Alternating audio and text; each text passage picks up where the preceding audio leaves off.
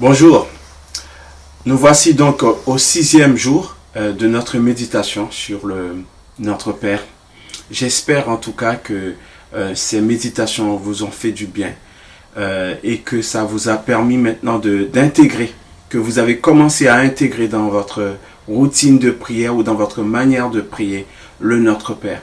Vous voyez, c'est ce qu'on a vu toute cette semaine, c'est que le Notre Père n'était pas une prière à réciter. C'est pas ça le plan du Christ lorsqu'il nous l'a donné. Mais il nous l'a donné comme un modèle pour que nous puissions prier nous aussi. D'abord, nous voyons un ordre, dans quel ordre je dois prier. Et puis, nous voyons aussi ce que je dois prier.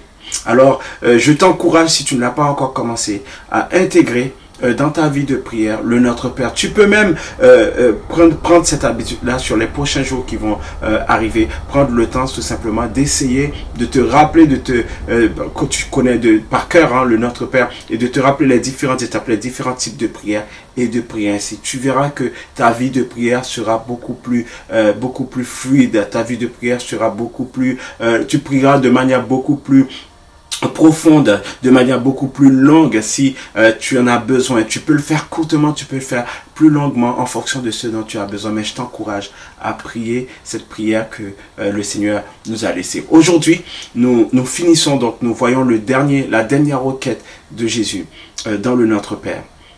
Ne nous induis pas en tentation, mais délivre-nous du mal. Ne nous induis pas en tentation, mais délivre-nous du mal. Alors, donc, le terme utilisé dans le grec, vous savez, le Nouveau Testament est écrit en grec. Le terme grec qui est utilisé pour tentation, c'est le mot peirasmos. Peirasmos qui signifie à la fois tentation et épreuve. Donc, maintenant, comment est-ce que je dois comprendre ce mot? Comment est-ce que je dois comprendre lorsque Jésus dit ne nous induis pas en tentation? Est-ce que Dieu me tente? Moi? Non, nous le savons. Jacques nous dit, Dieu ne tente personne, mais nous sommes tentés par nos propres mauvais désirs. Alors, comment est-ce que nous devons comprendre le ne nous induis pas en tentation? Alors, il nous faut donc retourner un petit peu dans la pensée juive du 1er siècle pour essayer de comprendre ce que Jésus essayait de transmettre dans cette pensée. Donc, dans le 1er siècle, la mentalité pour les Juifs, l'homme est perçu comme partagé entre le bien et le mal. Ok? L'homme est partagé entre le bien et le mal. Et donc disputé entre Dieu et Satan.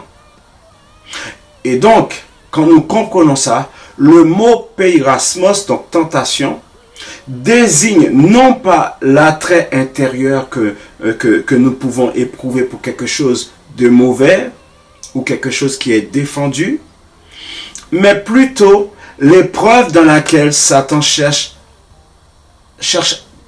passionnément à nous faire tomber. Vous voyez? Et donc, il vise l'épreuve, pas la tentation. Donc, quand il dit ne nous induis pas en tentation, c'est une manière pour nous de prier, Seigneur, préserve-moi, fais-moi traverser l'épreuve. Aide-moi à traverser l'épreuve. Aide-moi à ne pas céder aux ruses de l'ennemi. C'est ça que ça veut dire. Il ne s'agit pas d'une tentation, d'une épreuve plus morale. Ce n'est pas de ça qu'il s'agit dans ce texte, mais plus de quelque chose qui est propre à l'être humain. Vous vous souvenez dans le jardin d'Éden, Adam et Ève ont cédé à la tentation du diable. Et qu'est-ce qu'ils ont fini par faire? Ils ont décidé pour eux-mêmes ce qui était bien, ce qui était mal. Et ils ont mis Dieu en dehors de leur monde. Quand Jésus nous demande de prier, ne nous induis pas en tentation, une bonne manière de le traduire dans un langage beaucoup plus courant, c'est comme si Jésus nous invitait à dire, Seigneur, ne me laisse pas décider moi-même de ce qui est bon pour moi. Ne me laisse pas décider pour moi-même de ce qui sera mal, de ce qui sera bon. Ne me laisse pas faire sans toi. Mais quoi que je ferai, quoi que je déciderai, quoi que je choisirai, laisse-moi toujours choisir en fonction de ce que toi tu as décidé. C'est exactement ça que Jésus voulait que nous comprenions. Maintenant, je veux que vous compreniez, Dieu ne nous laisse pas tomber en tentation. L'évangile nous montre que Jésus a affronté la tentation. Matthieu 4, vous savez, Matthieu 4, verset 1 à 11. Jésus a fait face à la tentation et il en est sorti vainqueur. Sur la croix aussi, Jésus a fait face à la tentation. Rappelez-vous, lorsque cet homme a dit à Jésus, mais sauve-toi toi-même si tu es réellement le Messie. Sauve-toi toi-même. C'est une invitation pour Jésus à faire sans Dieu. Lorsque cet homme lui a dit, mais sauve-toi, en d'autres termes, sors de ce que Dieu a choisi. Sors de ce que le Père a décidé, de ce qui est bien pour toi. Lorsque Satan a tenté Jésus, il a dit la même chose. Il a dit, si tu m'agenouilles, je te donnerai tout. En d'autres termes, ben écoute, sors du plan que le Seigneur avait pour toi. Adore-moi et tu n'auras pas besoin de souffrir et tu auras la gloire. Ne nous induis pas en tentation. Cette prière, c'est la prière que Jésus nous invite à faire pour dire, Seigneur, ne me laisse pas faire sans toi. Ne me laisse pas décider par moi-même. Et toi et moi, si on est conscient, nous sommes constamment tentés par décider par nous-mêmes ce qui est bon, n'est-ce pas? Par décider par nous-mêmes ce qui est bon pour notre famille, pour nous-mêmes. À décider pour nous-mêmes, par nous-mêmes, ce qui est juste, ce qui est injuste. Ce que celui qui nous a fait du tort mérite ou ce qu'il ne mérite pas. Nous sommes constamment tentés de décider par nous-mêmes de ce qui est bien et de ce qui est mal.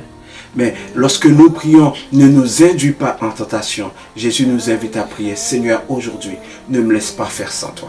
Ne me laisse pas décider sans toi. Et ça peut être dans tous les domaines de nos vies, dans nos vies de famille. Ne me laisse pas décider des règles de la maison sans toi. Ne me laisse pas diriger ma famille sans toi, sans ton aval, sans ce que toi tu as décidé. Ne me laisse pas faire sans toi. C'est la prière que Jésus nous invite à faire. Ne nous induis pas en tentation. Délivre-nous du mal. Délivre-nous justement de cette gangrène que le diable veut pour nous. Nous sortir du plan de Dieu, du projet de Dieu. C'est le malin. Nous sortir de ce que Dieu avait visé pour nous. Nous faire manquer la cible. C'est la prière de Jésus. Ne me laisse pas manquer la cible. Ne me laisse pas passer à côté du plan. Ne me laisse pas passer à côté de ton projet. Chaque fois que nous prions, chaque fois que nous devons faire face à une décision, je crois qu'il sera bon pour toi et pour moi de prier. Ne nous induis pas en tentation. Autrement dit, ne me laisse pas faire sans toi. Est-ce que tu voudrais prier avec moi? Ne me laisse pas faire sans toi. Ne m'induis pas en tentation, mais délivre-moi des pièges et des pièges de l'ennemi. Délivre-moi de ces projets sataniques. Aide-moi à faire selon toi, pas sans toi. Est-ce que tu veux prier avec moi? Seigneur, nous sommes devant toi à nouveau aujourd'hui et nous te célébrons et nous te glorifions parce que tu sais à l'avance ce qui est bon. C'est toi qui es le juge et c'est toi qui es en mesure, c'est toi qui es Dieu. Toi seul es en mesure de décider de ce qui est bon et de ce qui n'est pas bon. Aide-nous, Seigneur éternel Dieu, à nous soumettre à toi et à décider de ce qui est bon et de ce qui n'est pas bon. Seigneur, le tentateur est présent partout, dans tous les choix que nous devons faire. Il est toujours là pour essayer de nous pousser à faire des choix sans toi. Mais s'il te plaît, Père, ne nous laisse pas décider sans toi. Ne nous laisse pas fixer par nous-mêmes les limites pour nos vies. Ne nous laisse pas fixer par nous-mêmes ce qui est juste, ce que nous estimons juste, Seigneur. Mais aide-nous à revenir à toi à chaque fois. Aide-nous à chaque fois à nous ajuster à ce que toi tu as décidé, à ce que toi tu as fixé. Père, ne nous induis pas en tentation, mais délivre-nous du mal. Ne nous laisse pas faire sans toi, mais aide-nous à faire à travers toi et selon ce que toi tu as fixé. Au nom de Jésus. Amen. Espérons que toute cette semaine vous a été d'une grande aide, que le Seigneur vous bénisse encore une fois et nous croyons que le Seigneur va utiliser ce temps de méditation pour enrichir nos vies de prière. Que nous puissions continuer à prier le Notre Père. Vous voyez, ce n'est pas une prière obsolète, elle est encore actuelle. Alors je t'invite aujourd'hui, à partir de maintenant, à prier selon ce modèle. Comme Luther le réformateur l'a fait, comme Calvin l'a fait, comme Augustin l'a fait. Il est bon pour toi et pour moi aussi de prier le Notre Père. C'est la prière du Christ. Alors je t'encourage, continuons à prier le Notre Père.